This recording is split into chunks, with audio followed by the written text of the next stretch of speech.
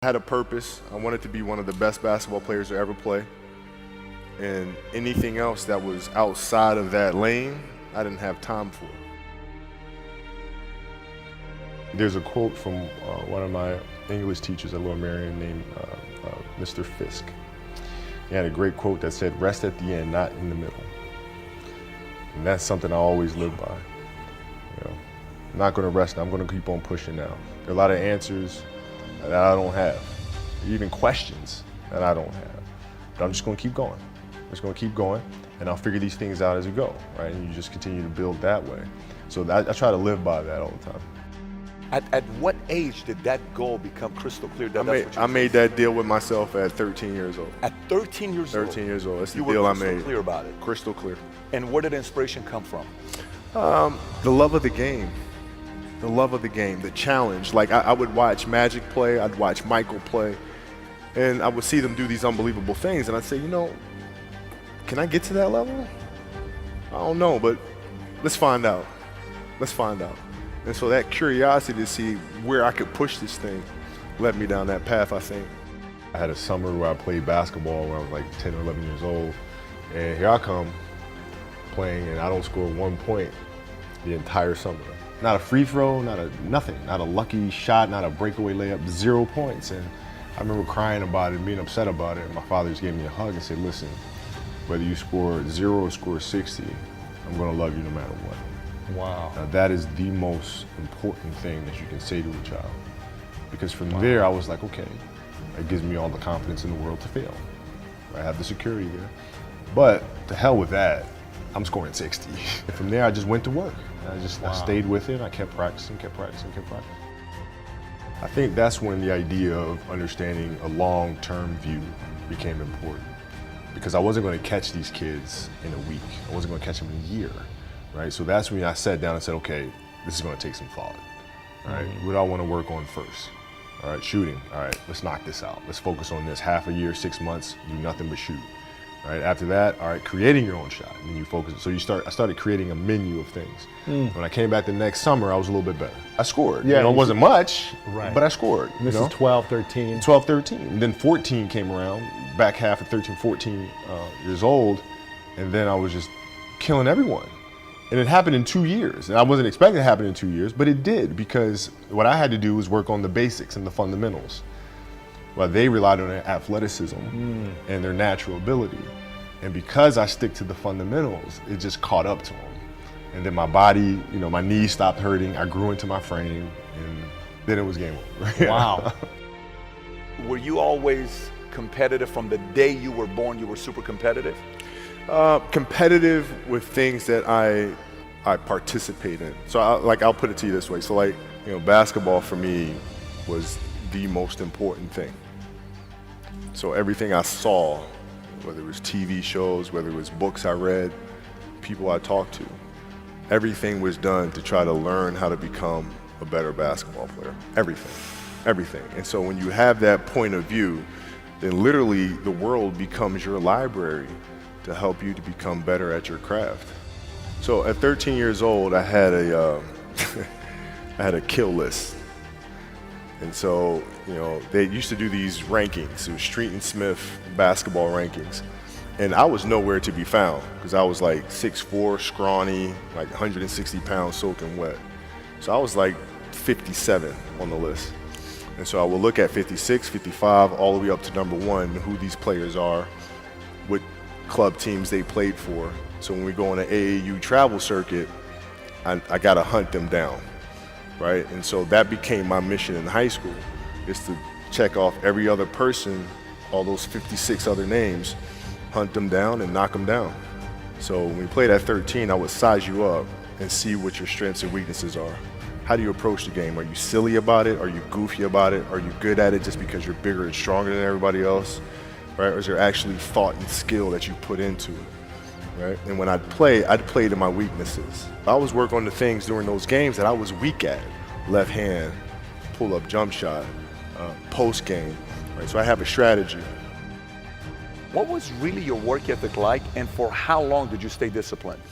Well, I mean, every day. I mean, since, for 20 years. I mean, it was an everyday process and trying to figure out strengths and weaknesses. For example, jumping ability. Man, my vertical was a 40, it wasn't a 46 or a 45. My hands are big, but they're not massive, right? So you got to figure out ways to strengthen them so your hands are strong enough to be able to palm a ball and do the things that you need to do. Quickness, I was quick, but not insanely quick.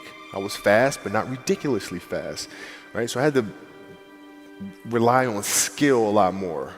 I had to rely on angles a lot more. I had to study the game a lot more. And but I enjoyed it though. So like from the time I can remember when I started watching the game, I studied the game, and it just never changed. What does losing feel like to you? It's exciting Why is it exciting? because it means you have different ways to get better. There's certain things that you can figure out that you can take advantage of, right? Certain weaknesses that were exposed that you need to shore up. Right, so it was exciting. I mean, it sucks to lose, Right. but the hardest thing is to face that stuff. That's a really, really tough challenge. How did you get mentally and emotionally so strong where it doesn't bother you? Well, you got to look at the reality of the situation. Like for me, it's not, you kind of got to get over yourself, right? And then after that, it's okay, well, why did those air balls happen? Got it.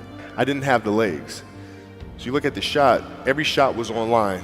Every shot was online, but every shot was short. Right? I got to get stronger. I got to train differently. The weight training program that I'm doing, I got to tailor it for an 82-game season so that when the playoffs come around, my legs are stronger and that ball gets there. So I look at it with rationale and say, okay, well, the reason why I shot air balls is because my legs aren't there. I go, well, next year they'll be there.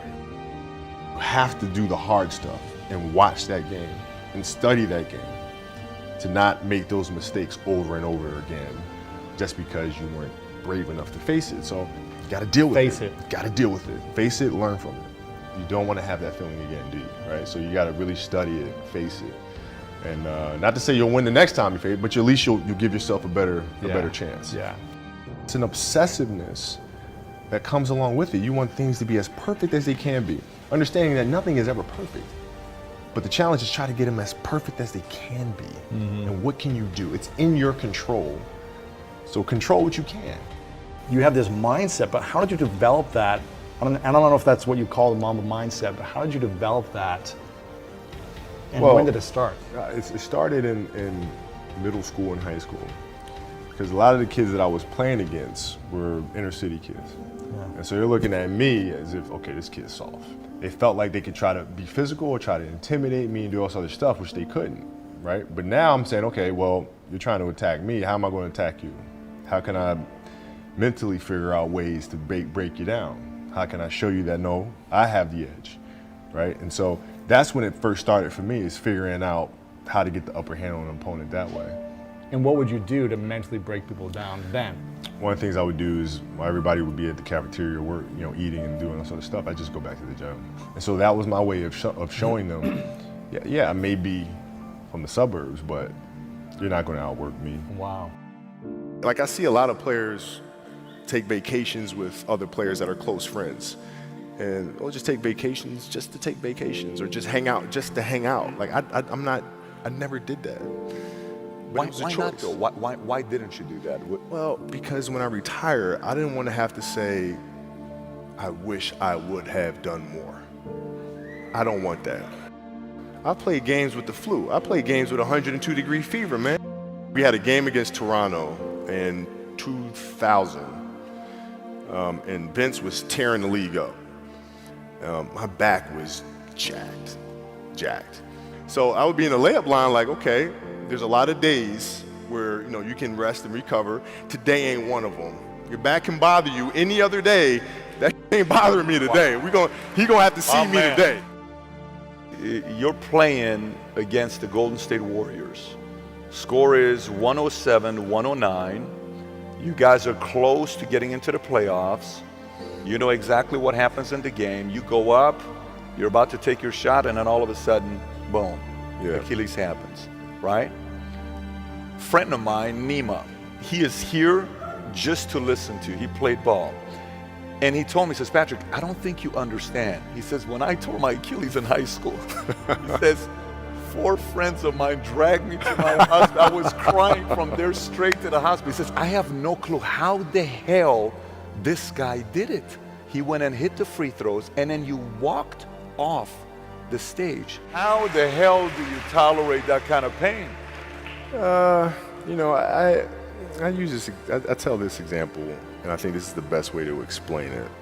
You know, you have a hamstring injury, you pull your hamstring really, really badly, you can barely walk, right? Let alone play anything. You're at home, all of a sudden a fire breaks out in the home, right? Your kids are upstairs, you know, wife is wherever she may be, you know, going down.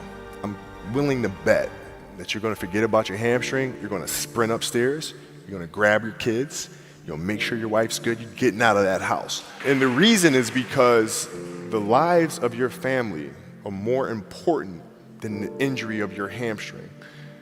And so when the game is more important than the injury itself, you don't feel that injury. Not at that time. Went in the trainer's room, my kids are in there, and you know, they're looking at you and stuff, and I'm looking at them, and I'm like, you know, it's all right, Dad's gonna be all right. It'll be fine, it'll be all right, it'll be all right, it'll be all right. As a parent, you gotta set the example. You gotta set the example. This is another obstacle. This obstacle cannot define me. It's not gonna cripple me. It's not gonna be responsible for me stepping away for the game that I love. I'm gonna step away on my own terms. And that's when the decision was made that, you know what, I'm doing it. You gotta lead by example. As parents, you gotta lead by example. If you want your kids to do whatever it is they want to accomplish in life, you have to show them. You got to show them. The definition of greatness is to inspire the people next to you.